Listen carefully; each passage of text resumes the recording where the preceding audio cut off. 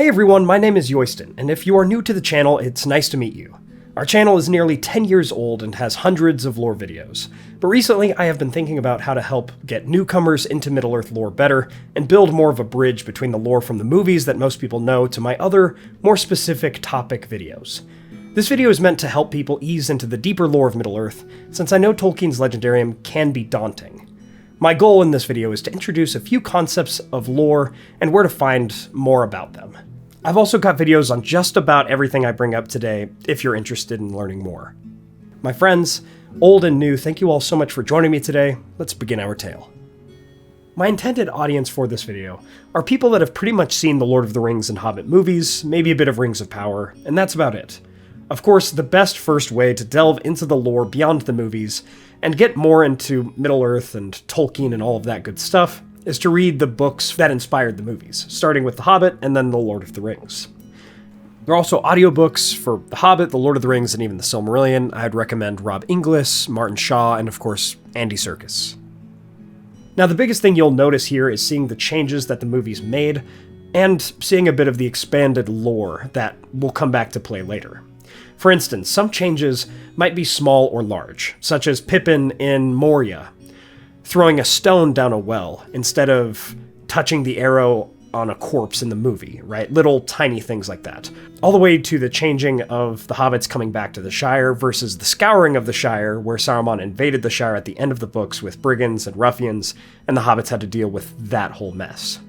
This is all changed or not included in the movies, so that would be the best place to start in my opinion.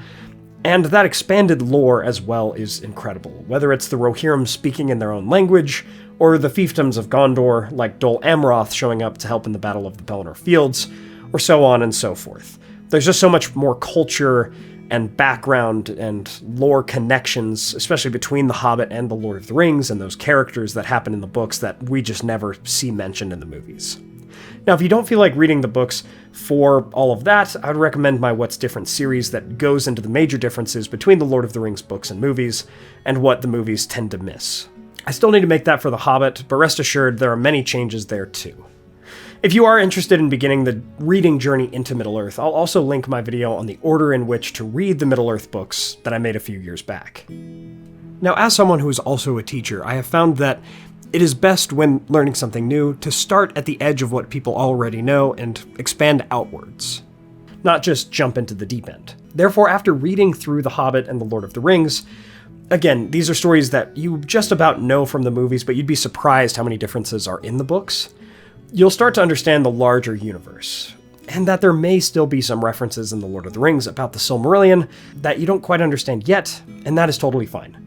I would recommend the appendices as well to The Lord of the Rings, as they offer a great deal of additional contextualization of the stories and characters into the lore, whether that is the tale of Aragorn and Arwen, much of what we actually don't get in the main story, or the Angmar War and how Arnor, which is another kingdom much similar to Gondor but it's in the north, became the way it was by the Lord of the Rings, or the fall of Moria to the Balrog. Again, something we definitely know about from the movies and the books, but isn't much expanded on, except for in the appendices.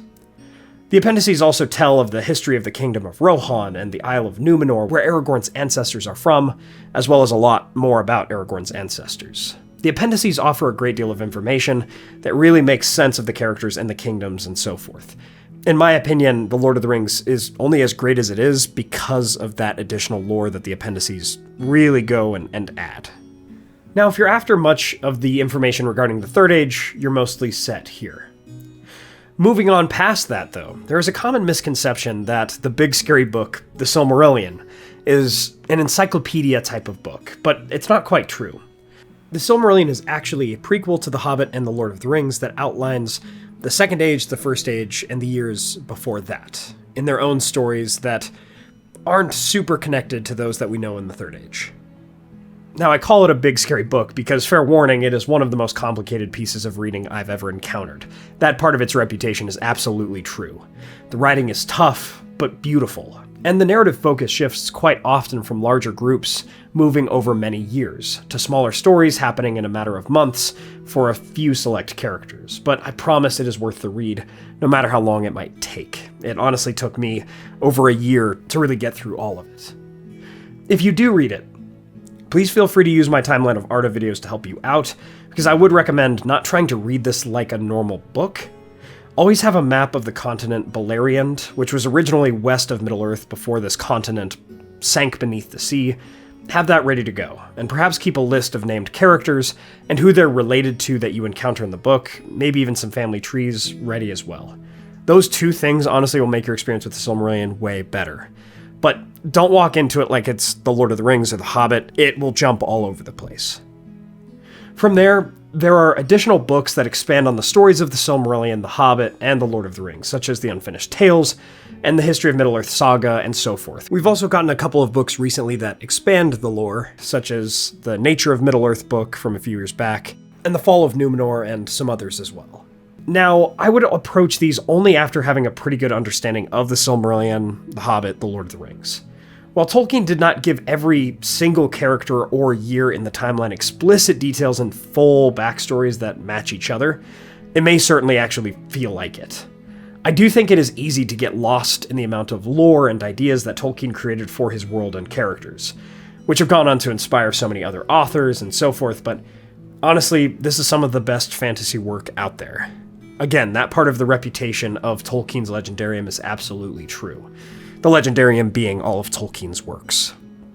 My channel and so many others have lore videos, commentaries, reading companions, guides, movie, TV show, and game reviews or playthroughs, so check all those out, really dive in. That's part of how I got to where I'm at now, and my love for Tolkien's works was especially through games like Lord of the Rings Online and Battle for Middle-earth and so many others, as well as the movies, and then I just started to dive more into the lore, whether it was on the internet, through places like Tolkien Gateway, or even watching videos before I started my channel, or even, just beginning to read the books and go through it.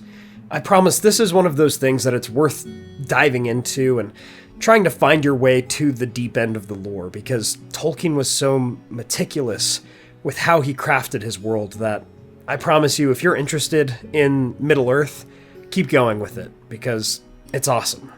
Again, my channel's almost 10 years old, and I still love doing videos on Tolkien's Legendarium every week. And so there we have it, my friends. It's my hope that my videos will always be there, past and future videos, to help you fall in love even more with Middle-earth. That's always been my goal. Thank you all so much for watching. I hope this has helped a few newcomers to Middle-earth lore out there.